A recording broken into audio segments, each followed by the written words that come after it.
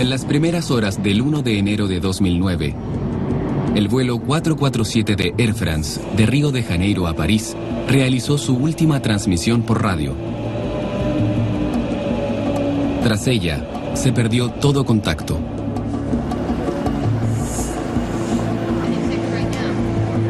El vuelo 447 se desvaneció en el aire. Vraiment, il faut prier et espérer. Pour l'instant, on n'en sait rien. On vous donnera au fur et à mesure de cet après-midi. Los expertos en aviación están perplejos. ¿Por qué un avión bien operado con una tripulación experimentada desaparece de repente? El avión extraviado es un moderno Airbus A330 que nunca ha sufrido la muerte de algún pasajero. 5 días después, los restos del avión son descubiertos flotando en el Atlántico. Los 228 pasajeros y la tripulación han muerto. Y nadie ha explicado completamente qué fue lo que pasó. Hasta ahora. Brasil-Francia, el misterio del vuelo 447.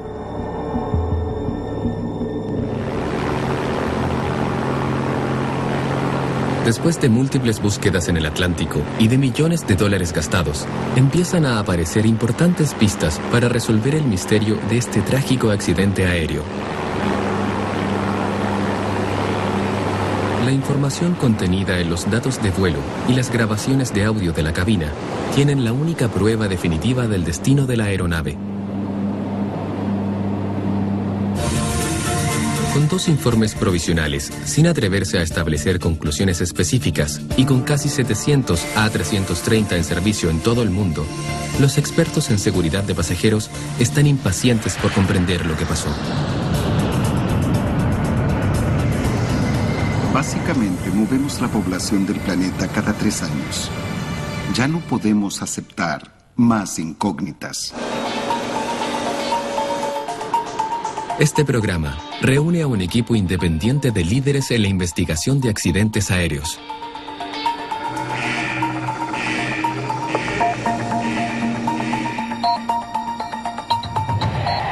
Con sus propias pruebas y simulaciones, planean reconstruir un escenario convincente para el accidente, a partir de las pocas pistas dispersas en los informes oficiales. El veterano investigador de accidentes, Tony Cable, ideará un caso a partir de unos pocos fragmentos de evidencia. Todo accidente es una cadena de eventos y cada eslabón debe estar en su lugar. A él se le unirá un meteorólogo de aviación. Nos veremos limitados a usar información satelital para entender lo que pasó. Y un ingeniero estructural de gran experiencia. Solo podremos mirar las pocas piezas recuperadas de la estructura. Completarán el equipo 3 pilotos expertos, especializados en seguridad aérea. Es poco probable que solo una cosa pueda hacer caer a un avión. Se produce una desafortunada combinación de cosas que causan un problema. A medida que los reúnes, el peso y significancia de cada trozo de esa evidencia se vuelve más y más claro, y así es como se desarrolla la teoría que nos lleva a la verdad. El equipo de investigación enfrenta un enorme desafío. Ellos utilizan solo las evidencias de los primeros informes del accidente.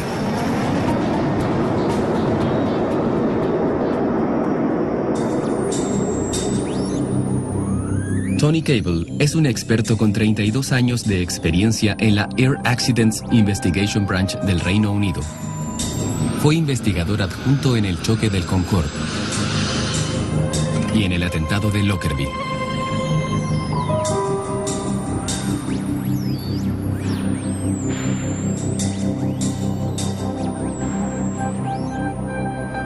El modo normal de investigar un accidente es revisar el sitio donde ocurrió y los escombros. 5 días después de desaparecer, el primer fragmento del vuelo 447 fue hallado, flotando a 1.200 kilómetros de la costa de Brasil. pero la mayor parte del avión se hundió 4 kilómetros en el fondo marino. La tarea de Tony Cable fue, de algún modo, hallar sentido en los pocos fragmentos que fueron inicialmente recuperados en la superficie. Es posible, si se examinan los restos del avión, averiguar bastante sobre cómo se estrelló o si explotó en el aire. El primer factor a eliminar es la posibilidad de un ataque terrorista. Las posibilidades que inmediatamente se vienen a la mente son una bomba o una ruptura estructural. En la búsqueda de rastros de una explosión y ruptura en el aire, Cable recibe ayuda de uno de los consultores en seguridad aérea líderes en el mundo, John Cox. Para él, la técnica clave es la reconstrucción. Analizar los restos es resolver un rompecabezas, pero uno no sabe con cuántas piezas cuenta y además es habitual no tenerlas todas. ¿Están ambas alas unidas al avión? ¿Están la nariz y la cola, los 4 extremos esenciales?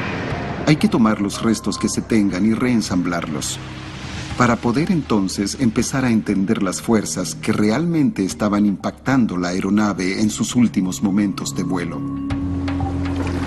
Un rompecabezas similar se resolvió de este modo cuando el vuelo 800 de TWA se estrelló en la costa de Nueva York en 1996. El avión se deshizo en el aire y luego grandes fragmentos de fuselaje cayeron al agua sin sufrir mayores daños adicionales. El Consejo Nacional de Seguridad del Transporte concluyó que la causa fue una explosión de combustible provocada por un cableado defectuoso. El ingeniero Jim Whiteley era jefe del Laboratorio de Materiales de Investigación. 2 de los 4 extremos del vuelo 447 fueron recuperados, y Whiteley se fija primero en el cono de la nariz. Si esta pieza se desprendiera del avión y llegara hasta el agua por sí sola, no caería con suficiente velocidad como para que al chocar con el agua sufriera daños graves. En lugar de ello, el cono muestra señales de un impacto a alta velocidad con el agua. Lo que vemos aquí es que esta pieza ha sido aplastada, golpeada y torcida, lo que indica que aún estaba unida a la aeronave cuando ésta impactó en el agua. Al parecer, el cono solo se desprendió en el impacto. La segunda pieza del rompecabezas, la aleta de cola, cuenta la misma historia. El informe oficial sugiere que una ruptura en el aire no podría haberla arrancado del fuselaje de esta manera. Solo un impacto masivo cuando el avión cayó en el océano pudo tener la fuerza suficiente. El cono de la nariz y la aleta de cola señalan que el vuelo 447 se mantuvo intacto hasta estrellarse en el agua. Una sección del suelo del compartimiento de carga incluso puede indicarle a Whiteley en qué dirección apuntaba el avión al caer. Aquí vemos un daño en la curvatura de ambos lados de esta pieza, con una fractura hacia el medio. Este daño concuerda con un impacto relativamente horizontal y con una presión hidráulica muy alta viniendo desde abajo, que deformó esta pieza de la manera que se muestra aquí. El vuelo 447 cayó al agua intacto y estabilizado. Los investigadores ahora concentran su atención en la seguridad del avión.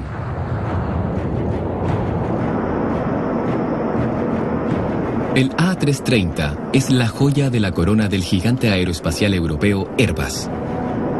Con casi 700 aviones volando, no se había perdido la vida de ningún pasajero hasta el vuelo 447. Tamaño historial de confianza se apoyaba en un sistema de control de vuelo altamente computarizado, fly-by-wire.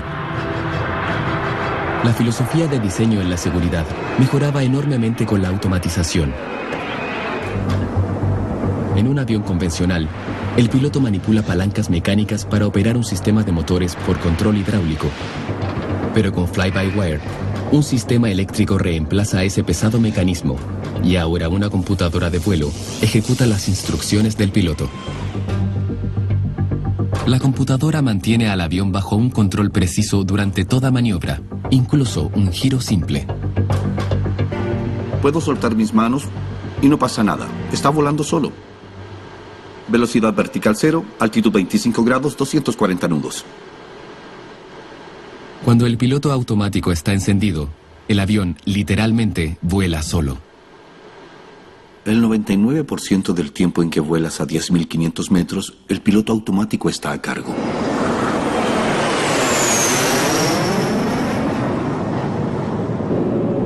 El vuelo 447 debió estar en piloto automático mientras volaba sin problemas sobre el Atlántico. Los pilotos preparándose para el largo trayecto.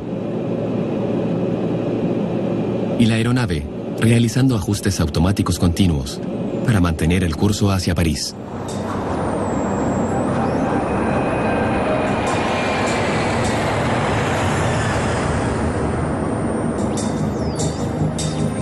Tony Cable sigue su avance, usando transcripciones del control de tráfico aéreo. La única cosa por hacer en la primera etapa es mirar el último informe de posición, que en este caso es la última conversación de la tripulación con el control de tráfico aéreo. 3 horas después de dejar Río de Janeiro, el vuelo 447 aún estaba en su ruta de vuelo planeada. Air France 447, chequeando INTOL 0133, nivel 350, salvo 0148. Pero a la 1:35 am, toda comunicación por radio cesa. La última posición conocida, a 560 kilómetros de la costa de Brasil. Pero entonces, el misterio se profundiza. Durante otros 35 minutos, la computadora del vuelo 447 continúa enviando informes de posición automáticos vía satélite. Cable usa los informes automáticos para rastrear el posterior avance del vuelo.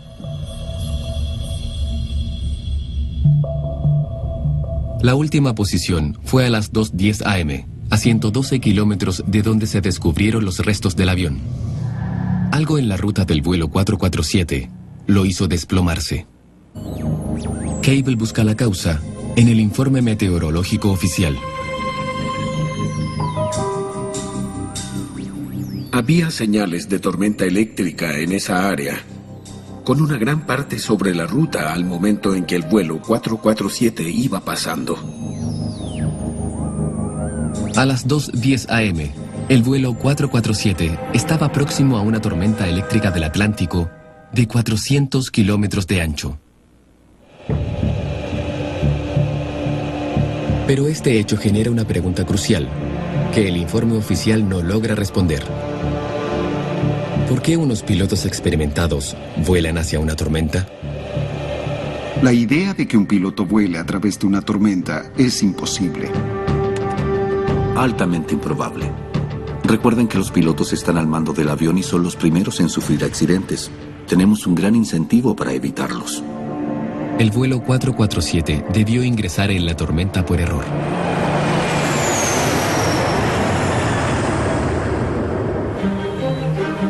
John Williams, un especialista en meteorología aérea del Centro Nacional de Investigación Atmosférica en Boulder, Colorado, comienza una investigación para averiguar por qué pasó esto. Tiene imágenes satelitales tomadas cada media hora para analizar el comportamiento de la tormenta al aproximarse el vuelo 447. Iré avanzando en intervalos de 30 minutos y podrán ver cómo el sistema de tormenta empieza a crecer. Este sistema tiene cientos de kilómetros de largo y quizás 100 kilómetros de ancho. Miren el tamaño de la expansión aquí. Durante el día, las nubes de tormenta habrían cubierto el horizonte elevándose desde el océano a unos 15.000 metros. Pero en las oscuras primeras horas de la mañana, los pilotos del vuelo 447 no logran verlas. Y en este caso, deben recurrir al radar climático del avión. Las ondas de radar se reflejan en las gotas de agua de las nubes, permitiendo a los pilotos tomar una ruta que rodee las tormentas peligrosas. De acuerdo a los informes oficiales, esa noche otros vuelos usaron la misma ruta que el vuelo 447. Pero todos estos pilotos vieron la tormenta acercarse y tomaron desvíos de hasta 114 kilómetros para evitarla. Mientras que el vuelo 447 solo realizó un pequeño cambio de curso. Podemos ver que se habían desviado un poco de su plan de vuelo y eso puede significar que estaban evitando algunas tormentas. Esta pequeña desviación lleva a Williams a un gran descubrimiento. Es posible que el vuelo 447 fuese engañado por una peculiaridad climática. Lo que vemos aquí es que había una pequeña tormenta entre ellos y el sistema tormentoso mayor. Y esta, al aproximarse, pudo haber impedido que el radar viese el sistema principal, el sistema de tormenta más peligroso que estaba detrás. Si Williams tiene razón, el radar del vuelo 447 fue bloqueado por una pequeña tormenta en su ruta. Sus ondas no logran traspasarla y detectar la verdadera amenaza que hay detrás, el sistema de tormenta de 400 kilómetros de extensión. Confirmando la teoría de Williams, esa noche otra tripulación informó que solo vieron el peligro y habían incrementado la sensibilidad al radar. Este es un paso importante en la investigación que cubre un vacío crítico en los informes oficiales. Es posible que, cuando el vuelo 447 vio el peligro en el radar, ya fuese demasiado tarde para esquivar. Al dirigirse hacia las turbulencias, los sistemas automáticos del vuelo 447 debían mantener todo bajo control. Y la siguiente maniobra del piloto es un procedimiento estándar. Anticipándose a la turbulencia, le pide a los pasajeros que ajusten sus cinturones. Y luego, como medida de seguridad, fija una velocidad levemente menor para reducir el impacto en la aeronave. Un sistema automático llamado Auto Thrust toma el control. Este sistema debió reducir la potencia de los motores para desacelerar hasta la velocidad deseada. Todo sucede automáticamente, por lo que las palancas de aceleración manual del piloto no se mueven. Al ingresar en las turbulencias, corrientes de aire ascendentes hacen subir y bajar el avión. Pero el sistema automático cambia la potencia de los motores para compensar esto, manteniendo al avión en un rango de velocidad seguro, mientras los pilotos solo tienen que monitorear los instrumentos.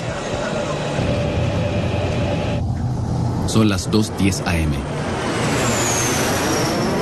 La evidencia nos dice que luego de 4 minutos, todos a bordo del vuelo 447 estaban muertos.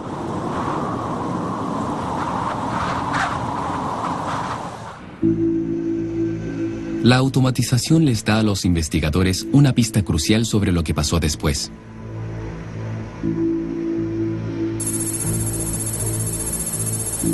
Justo después de las 2:10 AM, la computadora de vuelo envió repentinamente numerosos mensajes de una falla a Air France en París. Estos mensajes, llamados ACARS, son ahora el foco principal de la investigación. Es casi como la última voluntad y testamento del avión. El vuelo 447 sufrió 24 fallas críticas en solo 4 minutos y 16 segundos. Es como ver un avión muriendo frente a ti. Los mensajes crípticos y frustrantes arrojan una luz sobre los últimos momentos del vuelo 447. Al ser los últimos mensajes desde el avión, bien podrían aclarar lo que sucedió. Tony Cable decodifica los datos para reconstruir la sucesión de eventos segundo a segundo. El primer mensaje a CARS que aparece es piloto automático apagado, lo que indica en forma muy clara que este se desactivó por sí solo.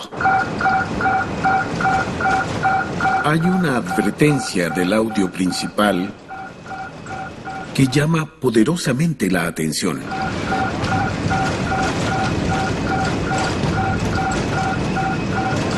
El piloto debe retomar el control manual. Pero ahora hay otro mensaje crítico. El sistema automático se apaga. Esto significa que el sistema que normalmente controla automáticamente la aceleración del motor para mantener la velocidad y la altitud ha dejado de funcionar. Las alarmas siguen sonando.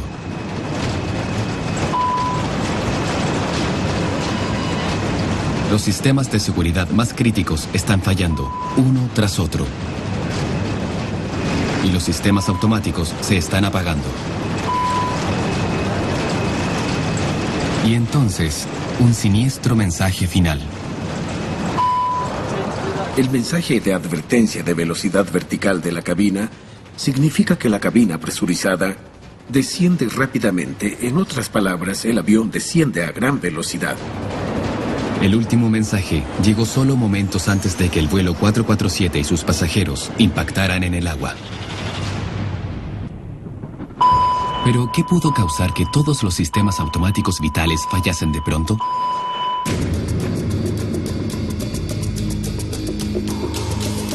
Tony Cable examina los mensajes ACARS en busca de la raíz del problema.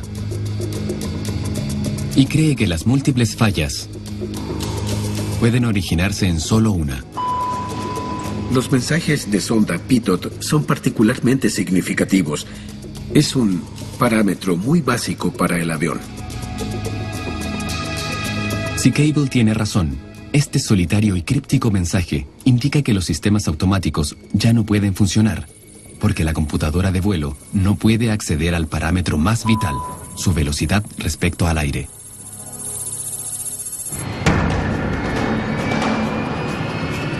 Todos los aviones miden esta velocidad usando sondas Pitot, tubos huecos de metal justo debajo de la cabina que apuntan hacia adelante.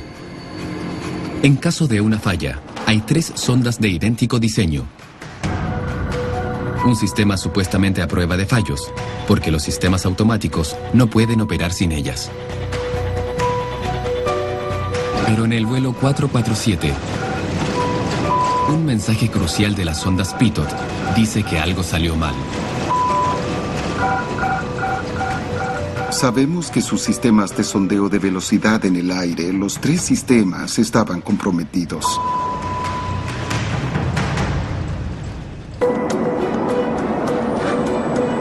A gran altitud, el modo más probable que un tubo Pitot podría bloquearse es con hielo. Un tubo Pitot frente a la corriente de aire significa que es vulnerable a ser golpeado por el hielo y la lluvia. Es un dispositivo pequeño y las cosas pequeñas acumulan hielo más rápido. Por eso los Pitot son grandes candidatos a acumular hielo. Por esta razón, estos tubos tienen un poderoso elemento calefactor. Supuestamente, capaz de lidiar con cualquier clima que un avión pueda encontrar en altura. En el Centro de Investigación Atmosférica de Colorado, el meteorólogo John Williams intenta calcular las condiciones climáticas reales que el vuelo 447 enfrentó en su ruta. Para esto, crea un corte transversal que muestra la temperatura a diferentes altitudes. Lo que muestra, partiendo en la superficie y subiendo hasta la cumbre de la atmósfera, es que volaban en este nivel de aquí y se puede ver que las temperaturas eran de unos 40 grados bajo cero en el momento y lugar del accidente. 40 grados Celsius bajo cero puede parecer extremadamente frío, pero de hecho es mucho más cálido que lo habitual a 10.500 metros, y para Williams, lo justo para un fenómeno muy inusual. Lo que descubrimos con este análisis es que es posible que hubiese agua líquida súper enfriada a la altitud en la que iba el avión. El agua súper enfriada es una rara peculiaridad de la física. En sus 32 años de experiencia, Tony Cable nunca la ha visto de cerca. El agua en estas botellas está muy por debajo del punto normal de congelación, 0 grados. Pero aún es líquida. Los cristales de hielo solo pueden crecer alrededor de partículas diminutas, y esta agua es extremadamente pura. Pero si Cable inserta un tubo de metal, Vaya. hay hielo sólido instantáneo. Al ser golpeado por agua superenfriada, un tubo pitot podría congelarse en segundos. Nuestro equipo independiente cree que el avión pudo encontrarse con agua superenfriada, la que habría congelado los tubos pitot.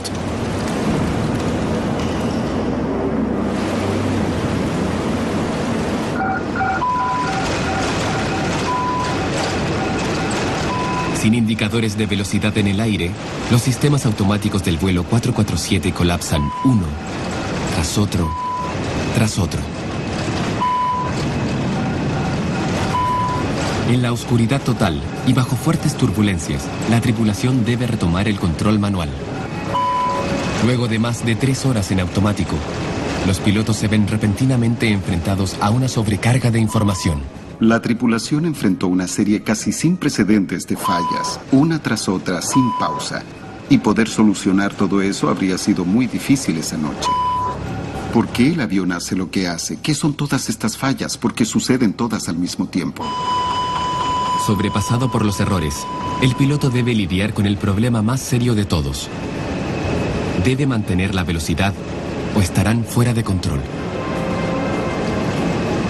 El incremento de fuerzas causado por la turbulencia implica que el avión puede entrar en pérdida. Si el vuelo 447 desacelera tan solo unos nudos, podría caer en una catastrófica condición conocida como entrada en pérdida. De algún modo, los pilotos deben evitar desacelerar incluso por 10 nudos. El único problema es que, con las ondas pitot congeladas, no tienen modo de saber cuán rápido están volando. La habilidad de la tripulación para reconocer si van a la velocidad apropiada será un problema mucho más complejo ahora. Un problema complejo, pero ¿puede solucionarse?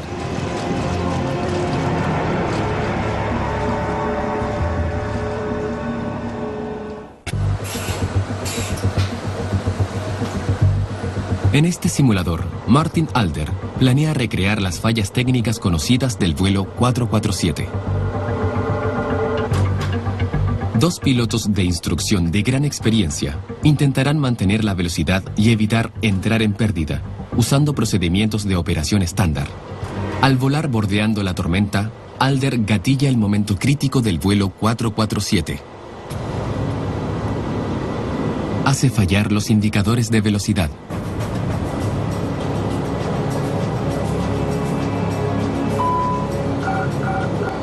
Velocidad no confiable. Los sistemas automáticos se apagan. Volamos sin ningún tipo de sistema automático. Perfecto. Piloto automático apagado. Control de unidad. El piloto ajusta las palancas de aceleración para fijar un impulso exacto de 85%. Impulso 85% listo. Y entonces, sube los elevadores para inclinar el cono de la nariz precisamente 5 grados hacia arriba. Con 85% de potencia y 5 grados de inclinación, deberían mantener la misma velocidad segura. Inclinación y potencia son el salvavidas de los pilotos, que ignoran cualquier mensaje de falla hasta estar a salvo y en control. Tengo 5 grados en el sistema de alerta, 4 grados en el otro. La tormenta ha pasado. La emergencia se termina. Se acabó. Terminamos. La simulación de Martin Alder muestra que la velocidad puede mantenerse aún si las 3 sondas pitot fallan.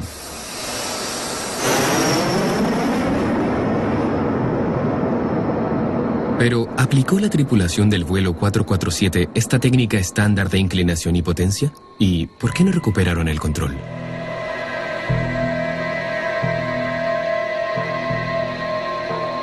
John Cox, antiguo piloto de Airbus, identifica un detalle crucial en los procedimientos estándar.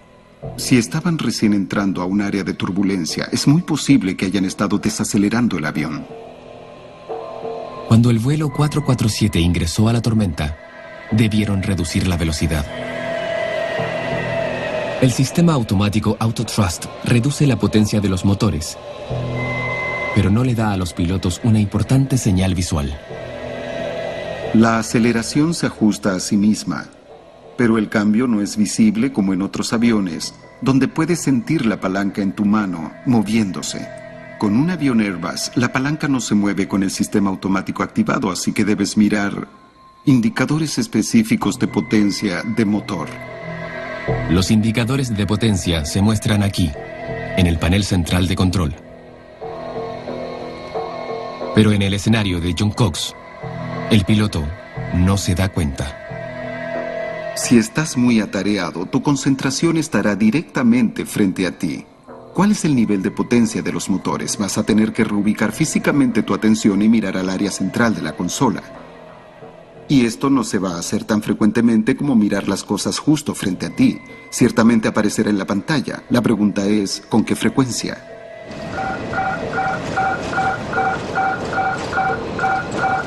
Abrumado por las advertencias de falla, el piloto ignora el indicador de baja potencia.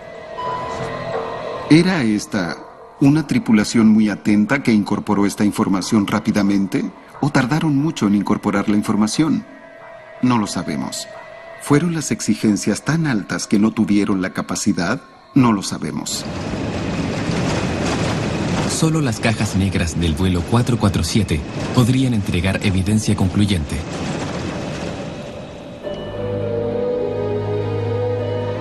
Pero ahora, Tony Cable descubre un patrón preocupante que confirma la teoría de Cox. En 10 incidentes previos, ante una falla de velocidad, la tripulación no incrementó el impulso inmediatamente. En un gran número de ellas está claro que la tripulación tardó mucho tiempo en operar el impulso de forma manual. En 5 casos, la tripulación no tomó control manual del impulso por más de 60 segundos. Para el vuelo 447, eso significaría desaceleración rápida y el riesgo de entrar en pérdida. 15 nudos no serían algo inusual. Si se desacelera un nudo por segundo, son 15 segundos. Al disminuir el avión hasta una velocidad mucho menor a esa altura, entraría en pérdida rápidamente. Existe una gran posibilidad de que en los últimos 4 minutos el avión haya entrado en pérdida. Una súbita y crítica pérdida de la propulsión por aire. Pero incluso en pérdida, el avión puede ser salvado. Pero los pilotos del vuelo 447 pueden haberse hallado en territorio totalmente desconocido. Si un ala entra en pérdida antes que la otra, la aeronave girará violentamente hacia un lado, más como un jet de guerra que un avión de pasajeros. Para recuperarse de esta pérdida, el piloto del vuelo 447 necesitaría de habilidades altamente especializadas. Este es el Centro Nacional de Entrenamiento e Investigación Aeroespacial, en Pensilvania. En los controles de este simulador avanzado está el coronel Paul Comtois, ex piloto de guerra de un F-16 de la Fuerza Aérea de los Estados Unidos. Paul cree que llevar a un avión a los extremos es una habilidad que solo nace de la experiencia directa. No volamos mucho con piloto automático. Casi siempre tenemos nosotros el control del avión. Eso no solo te entrega la experiencia de volar realizando maniobras extremas, también te da la confianza suficiente para hacerlo bien. El simulador tiene los controles de cabina de un avión de pasajeros. Pero a diferencia de los simuladores convencionales, se mueve como un jet de guerra, girando en 3 ejes para llevar a los pilotos a los límites de la fisiología humana. Uno aprende a no confiar en su cuerpo porque el cuerpo puede mentir. Comtois vuela en la oscuridad, sin signos visuales del mundo exterior. En vez de eso, debe recurrir a sus instrumentos.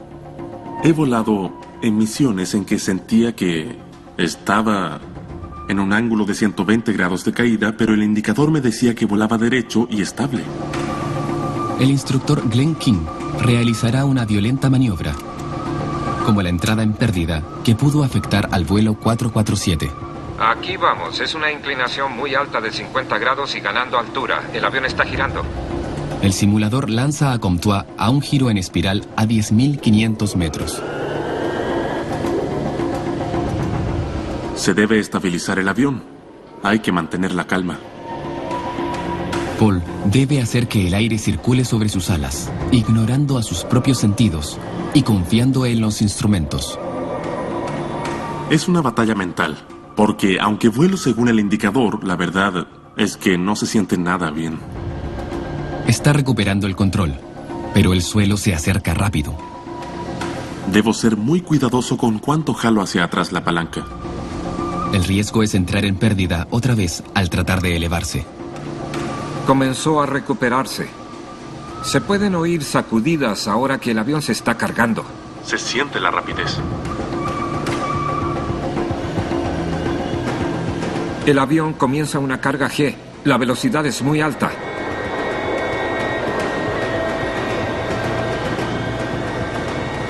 Se recuperó. Eso es mucha altitud. Y está volando otra vez. Comtois finalmente recupera el control. Pero a pesar de años de experiencia como piloto de guerra, el coronel de la Fuerza Aérea perdió 5.700 metros, más de la mitad de su altitud, en solo 45 segundos. La mayoría de los pilotos comerciales no tienen esa experiencia. Y el piloto automático los libera de controlar el vuelo.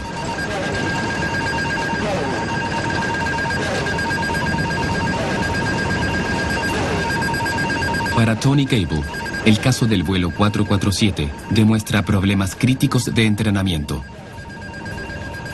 Ha generado preguntas sobre si esta situación se está haciendo aún peor por el incremento de la automatización, pues las tripulaciones no cuentan con grandes oportunidades para volar manualmente los aviones. Paul Comtois está de acuerdo. Mientras más automatiza, más necesitamos volver a lo básico de volar. Por ejemplo, cuando llevo un caza al extremo, estoy físicamente sujetando la palanca de mando y el acelerador. Los simuladores de vuelo comercial estándar no tienen la libertad de movimiento para recrear maniobras extremas. Entrar en pérdida no es algo que se enseñe a pilotos de aviones de pasajeros. Hemos pasado de pilotos que han experimentado algunas de las maniobras más extremas a pilotos que raramente las ven. Pero los restos del vuelo 447 sugieren que los pilotos pudieron estar cerca de salvar las vidas de los pasajeros. Sabemos, basados en el daño del impacto, que el avión estaba nariz arriba, muy cerca del nivel de las alas y con alta sincronización vertical al caer. ¿Lograron de alguna forma levantar y estabilizar el avión antes de que fuera demasiado tarde?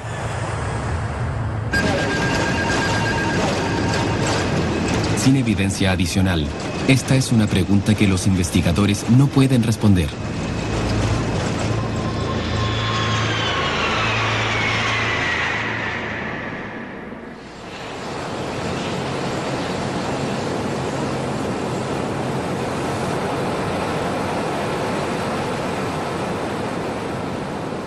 Las cajas negras del vuelo 447 dejaron de transmitir señales de posición después de un mes, pero 2 años después fueron encontradas a casi 4.000 metros de profundidad durante una búsqueda de recuperación de 8 días con equipos de alta tecnología submarina.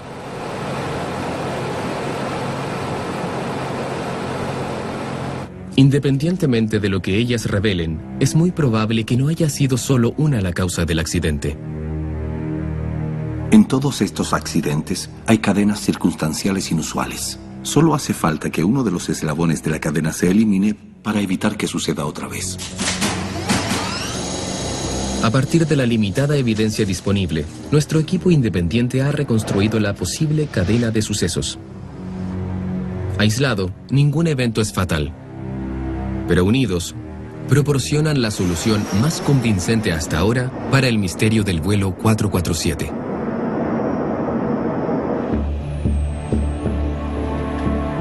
Justo antes de las 2:10 am, el vuelo 447 ingresó a una tormenta de 400 kilómetros de ancho en el Atlántico. ¿Una posible razón? Una tormenta más pequeña la ocultó del radar del avión. Creemos que el avión estaba en un área de turbulencia, lo que podría haber hecho muy difícil el vuelo. El siguiente eslabón de la cadena. Las nubes de la tormenta contenían una rara forma de agua. Lo que posiblemente era inusual en esta tormenta es que había agua líquida súper enfriada a esa altura en la atmósfera. Luego sucedió otro hecho inesperado. Los tubos pitot del vuelo 447 sufrieron un problema. Es casi seguro que los detectores de velocidad fallaron de alguna manera, probablemente al congelarse, y que el avión quedó fuera de control después de eso. Los sistemas automáticos de vuelo fallaron, obligando a los pilotos a retomar el control. Se enfrentaron a múltiples advertencias y fallas del sistema de noche sobre el agua. Era un entorno increíblemente difícil. En incidentes previos similares, los pilotos no retomaron el control de las vitales palancas de aceleración, como indica el procedimiento. De hecho, las tripulaciones pueden tardar mucho en operar los aceleradores manualmente, lo cual es algo esencial, por supuesto, para mantener una velocidad adecuada. Si pierden demasiada velocidad, la potencial entrada en pérdida a gran altitud estaría muy por encima de la experiencia de la mayoría de los pilotos comerciales. Si nunca has estado ahí y no sabes qué debes esperar, los resultados van a ser desastrosos. Pero en el esfuerzo final, es posible que la tripulación casi haya salvado a los pasajeros, antes de una segunda, y esta vez fatal, entrada en pérdida. No lograron con éxito sobrevivir a ese evento. Una teoría convincente, basada firmemente en la evidencia disponible, pero hasta que las informaciones de las grabaciones de audio de la cabina y de la grabadora digital de datos de vuelo sean entendidas, no habrá pruebas definitivas.